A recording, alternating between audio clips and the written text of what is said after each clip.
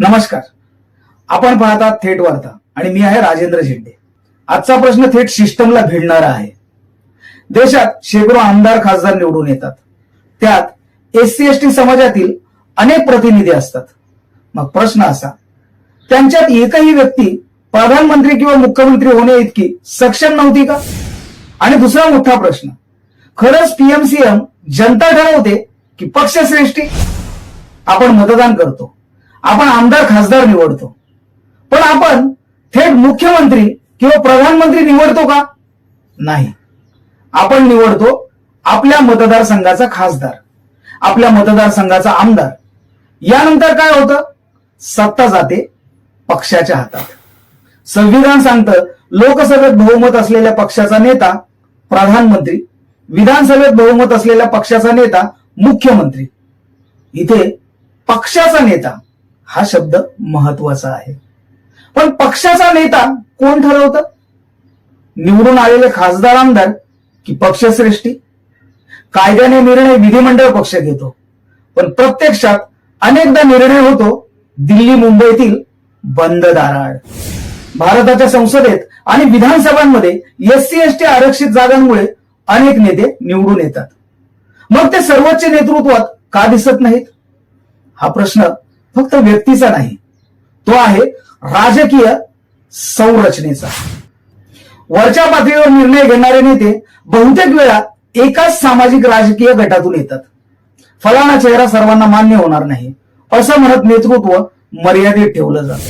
खालील स्तरावर प्रतिनिधित्व दिलं जातं, पण सर्वोच्च निर्णय क्षमता पक्षश्रेष्ठीकडे असते. आपण समजतो जनता सरकार बनवते, पण वास्तवात समीकरण असं असतं: जनता आमदार खासदार, आमदार खासदार पक्ष नेतृत्वावर अवलंबून, पक्ष नेतृत्व पीएमसीएम ठरवते. म्हणजेच लोकशाही थेट नाही, ती प्रतिनिधिक, पक्ष नियंत्रित आहे. मग जनता शक्तिहीन आहे का? नाही, पण शक्ती अप्रत्यक्ष आहे. जनता काय करू शकते? तर पक्ष बदलू शकते, सरकार पाडू शकते, बहुमत देऊ किंवा काढून घेऊ शकते. पण व्यक्ती पीएमसीएम कोण होणार हे जास्त करून पक्ष ठरवतो.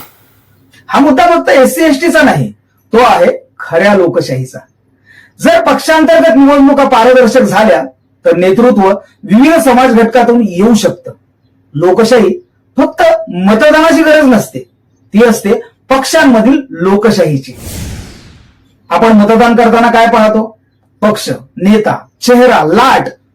पण पक्षांतर्गत नेतृत्व कसं ठरतं याकडे आपण लक्ष देतो का?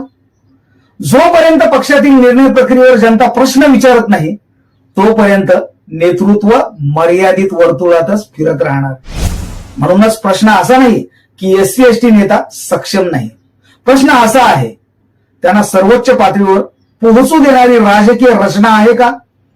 आणि दुसरा, आपण लोकशाहीला फक्त मतदानापुरतं मर्यादित ठेवलंय का? तुमचं मत काय? पीएमसीएम निवड प्रक्रिया अधिक थेट आणि पारदर्शक व्हायला हवी का? कॉमेंटमध्ये जरूर सांगा.